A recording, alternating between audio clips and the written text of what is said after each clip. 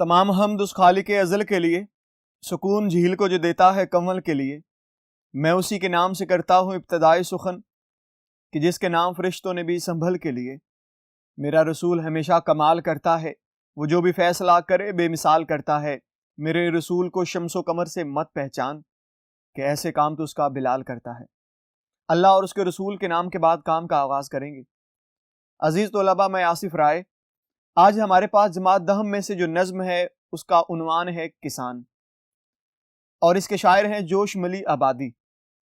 अजीज़ तलबा, आज हमने इस पूरी नज़्म में से पहले इब्तिदाई 2 अशार पढ़ने हैं, तो आइए बढ़ते हैं बोर्ड की जानिब और इन्हें पढ़ते हैं।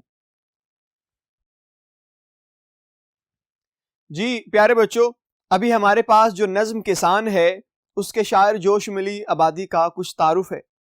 उस तारुफ के 2 से 3 निकात हैं जो बोर्ड के लिहाज से ज़रूरी थे, वो मैंने यहाँ पे अवेज़ा कर दिए हैं। आप लोगों को इन्हें देख लेना है, मैं साथ साथ पढ़ता जा रहा हूँ। आप भी अपनी किताब पे जहाँ पे इनका तारुफ मौजूद है वहीं पे जाके ख़त कशीदा कर लीजिएगा, ताकि आपको बाद में मुश्किल पेश ना आए। सबसे पहले अगर हम बात करते हैं जोश मली आबादी की, तो इनकी पैदाइश 1898 में है और वफात 1982 में है। ये चीज़ें आपने ज़हन नशीन कर लेनी है, एक इनकी वफात और एक पैदाइश। ये इनकी पैदाइश है, ये इनकी वफात है, इसको आपने ज़हन नशीन कर लेना है। उसके बाद इनका असल नाम है वो है शबीर हसन खान, और इनका तखल्लुस जोश है। वैसे अगर हम देखते हैं तो जोश मली आबादी, मली एक गांव था, मोहल्ला था, उसी का नाम था, उसी के नाम से आप मंसूब हो गए और आपने मली आबादी कहना शुरू कर दिया, और जोश भी आपका तखल्लुस है और असल नाम शबीर हसन खान है। उसके बाद आपका मजमूआ एक कलाम है, यानी कि जो आपने शेर व शायरी की किताबें लिखी हैं, जिनमें से आज का आपका जो नज़्म का सिलसिला मौजूद है, तो उनमें अगर देखा जाए तो पहली जो इनकी मजमूआ कलाम में से किताब है वह है रूह अदब, दूसरी है शोला व शबनम, तीसरी हरफो हिकायत, और चौथी है जज्बात फितरत। जज्बात फितरत यानी कि शायर फितरत हैं। जोश मली आबादी ऐसे शायर हैं जो फितरत के बहुत करीब हैं। तो आइए मजीद आगे बढ़ते हैं और देखते हैं कि इनकी नज़्म में से पहला शेर कौन सा है, उसे पढ़ेंगे और उसके मानी, मफहूम और तशरीह के हम निकात भी करते हैं। जी प्यारे बच्चों, देखिएगा, हमारे पास पहला शेर है आपकी नज़्म का। जुटपुटे का नर्म रो दरिया, शफक का इज़्तराब, खेतियां मैदान, खामोशी गुरूब आफताब। आइए इसके अल्फाज देखते हैं और इसके मायने पढ़ लेते हैं। जुटपुटा, सुबह और शाम का वो वक्त जब सूरज तलू या गरूब होता हो, यानी कि सूरज के तलू होने का एक वक्त है और एक गरूब होने का वक्त है, जो थोड़ा सा छोटा सा लम्हा होता है, उसी को वो जुटपुटा कह रहा है। उसके बाद है नर्म रो, आहिस्तगी से बहने वाला, शफक, सूरज डूबने के बाद की लाली, इज़्तिराब, बेचैनी या बेकरारी। तशरीह के अहम निकात हैं। इस शेर का पहला नुक्ता पढ़ते हैं और उसे तशरीह में ढालने की कोशिश करते हैं। पहला नुक्ता है शाम के दिलकश मंजर की तस्वीर कसी। सबसे पहले तो हमें यह देखना है कि शायर जोश मली आबादी ये किस किस्म के शायर हैं। मुराद ये गजल गो शायर हैं, ये नज्म गो शायर हैं, ये फितरत के बहुत करीब यानी फितरती अमल को देख के शायरी करने वाले में से हैं, या ये किसी और पैराए में लिखते हैं। तो इन्हें शायर फितरत कहा जाता है, यानी कि फितरत की सही अक्कासी जोश मली आबादी ने की है, यानी कि फितरत के बहुत करीब। फितरत क्या है? यानी कि ये शाम का हो जाना, शाम का ढलना, सूरज का तुलू होना, ये फूलों का खिलना, ये बहारों का आना जाना, ये जिंदगी, ये मौत, इन्हीं के करीब करीब होके ये शायर लिखते हैं। यानी कि जोश मली आबादी ने इसके करीब तर होके लिखा है। जैसे कि आज हम किसान नज्म जो पढ़ रहे हैं, इसमें भी फितरत बहुत हद तक मुलव्वस है। तो आइए इसका पहला जो नुक्ता है उसकी तशरीह करने की कोशिश करते हैं कि शाम के दिलकश मंजर की तस्वीर कशी या तस्वीर खींचना। शायर जोश मली बताना चाहते हैं कि जैसे ही सूरज सारा दिन चमकने के बाद, अपनी आबो ताब से चमकने के बाद, अपनी रोशनी बखेरने के बाद جیسے ہی وہ غروب ہونے کے قریب ہے، ڈوبنے کے قریب ہے، تو وہ منظر بڑا ہی دیدہ زیب ہوتا ہے، اس کو دیکھنے کو دل کرتا ہے، کیونکہ ہر شخص جو ہے اس وقت کام کاج کر کے تھک ہار کے لوٹ رہا ہوتا ہے اپنے گھر کو۔ تو وہ جو منظر ہے سورج کے غروب ہونے کا، وہ بڑا خوبصورت ہے، جسے آپ جھٹ پٹا کہتے ہیں، یعنی کہ یا تو سورج غروب ہو رہا ہے، اس کے غروب ہونے کے چند پہلے کے لمحات ہیں، یا وہ طلوع ہو رہا ہے، تو طلوع ہونے میں جب ہلکی ہلکی روشنی نمودار ہونے لگ جاتی ہے، اس کو بھی جھٹ پٹا کہتے ہیں۔ تو یہ دونوں مناظر جو ہیں یہ شاعر نے بڑی خوبصورتی سے ان کی عکاسی کر دی ہے۔ آئیے مزید آگے بڑھتے ہیں اور اس کا دوسرا اور تیسرا نقطہ بھی پڑھ لیتے ہیں۔ جی بچوں دیکھیے گا، ہمارے پاس دوسرا نقطہ ہے، غروب آفتاب کا منظر دیدہ زیب۔ دیدہ زیب یعنی آنکھوں کو ٹھنڈک دیتا ہے۔ جیسے سورج غروب ہو رہا ہوتا ہے تو ایک خاص موسم بدل جاتا ہے، جیسے ہی سورج غروب ہونے کے قریب آتا ہے، چڑیے پرندے تمام اڑ کے اپنے گھونسلوں کی طرف قطاریں بنا کے جا رہے ہوتے ہیں۔ وہ جب دیکھتے ہیں تو بڑا خوبصورت منظر نظر آتا ہے۔ اس کے بعد انسان جو صبح کے نکلے ہوئے اپنے کام کاج کے لیے، اب وہ لوٹ رہے ہیں گھروں کو، اور خاص طور پر وہ شخص جس کے اوپر نظم تحریر کی گئی ہے وہ کسان ہے۔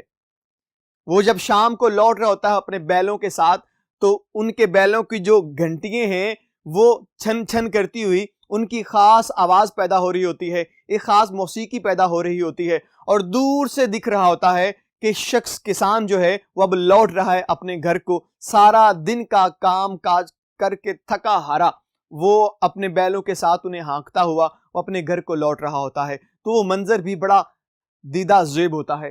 اس کے بعد لوگوں کا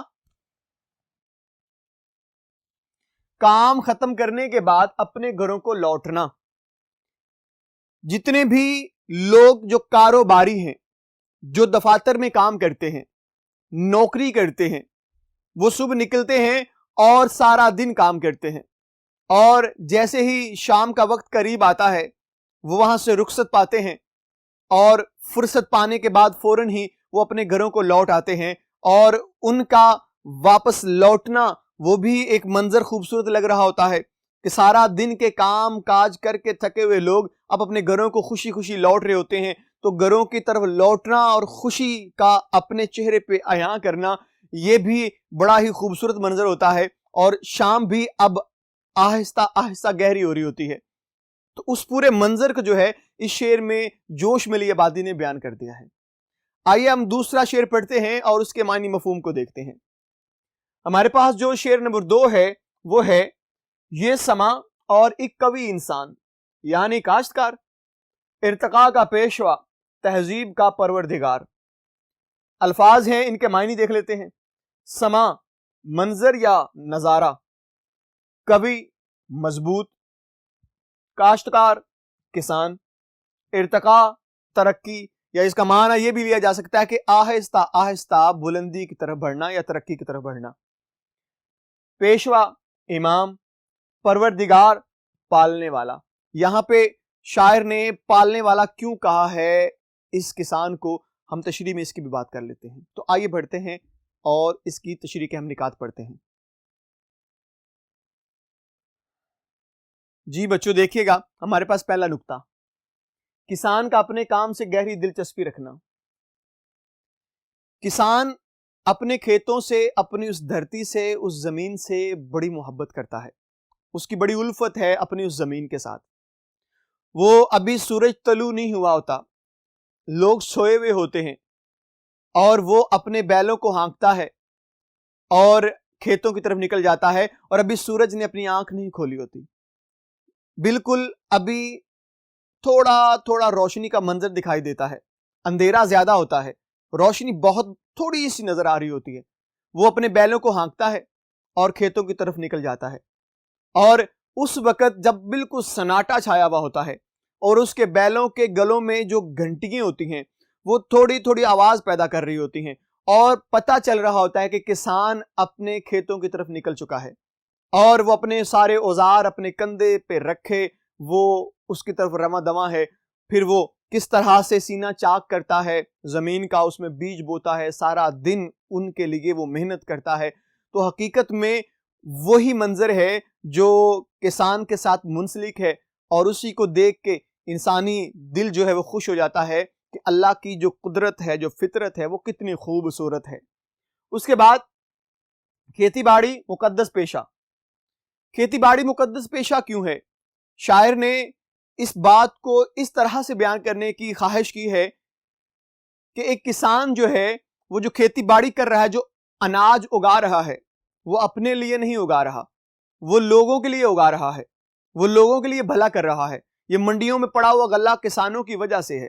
وہ کس طرح سے محنت کرتا ہے، کس طرح سے دھوپ اس کے سر میں پڑتی ہے اور اس کا پسینہ بہتا وہ اس کی ایڑی پہ جا گرتا ہے، اور وہ کتنی محنت کر رہا ہوتا ہے کہ سارا دن دھوپ میں اسے کھانے پینے کا ہوش نہیں ہے، لیکن وہ اناج اگا رہا ہے۔ دیکھیں کتنی پیاری صفت ہے نا۔ اللہ تعالیٰ ہمیں عطا کرتا ہے، اللہ تعالیٰ ہمیں دیتا ہے، وہ مالک ہے، رازق ہے، اور سب سے بڑی ذات وہی ہے۔ لیکن اس نے کچھ صفات بندوں کو بھی تو دی ہوئی ہیں۔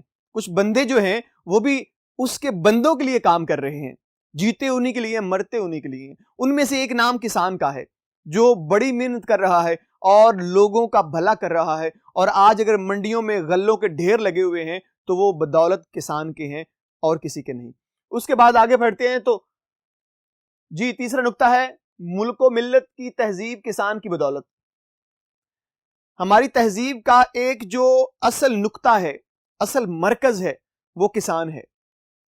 آپ جانتے ہیں کہ جو کھیتی باڑی ہے وہ 70% حصہ ڈالتی ہے آپ کی تہذیب میں۔ آپ جو پھل کھاتے ہیں، جو سبزیاں کھاتے ہیں، جو اناج کھاتے ہیں، جتنی بھی چیزیں زمین سے پیدا ہوتی ہیں وہ کسان اگا رہے ہیں۔ ان کے لیے کتنی محنت کر رہے ہیں، کوشش کر رہے ہیں۔ تو حقیقت میں وہ ہماری تہذیب کی پروردگاری کر رہے ہیں، یعنی کہ اس کو پال رہے ہیں، اس کی تہذیب کو اور زیادہ خوبصورت بنا رہے ہیں۔ تو یہی حقیقت میں کسان ہمیں دے رہا ہے، اور اسی سے ہماری زندگی کے شب و روز چل رہے ہیں، اور ہم اس کے دیے ہوئے اناج کے ساتھ اپنی زندگی کو بسر کر رہے ہیں۔ جی پیارے بچوں، یہ تو تھے ہمارے 2 اشعار جو ہم نے اچھی طرح سے پڑھے۔ ہم نے ان اشعار کے الفاظ معنی بھی دیکھے ہیں، پھر ہم نے ان کی تشریح کے اہم نکات بھی دیکھے ہیں۔ میں امید کرتا ہوں کہ آپ کو یہ دونوں اشعار اچھی طرح سے ازبر بھی ہو گئے ہوں گے۔ انشاءاللہ اگلے لیکچر میں اسی نظم سے تیسرا اور چوتھا شعر ہوگا، اس کے معنی و مفہوم کو پڑھنے کی کوشش کریں گے۔ انشاءاللہ اگلے لیکچر میں آپ سے پھر ملاقات ہوگی۔ تب تک کے لیے مجھے اجازت دیجیے گا۔ اللہ حافظ۔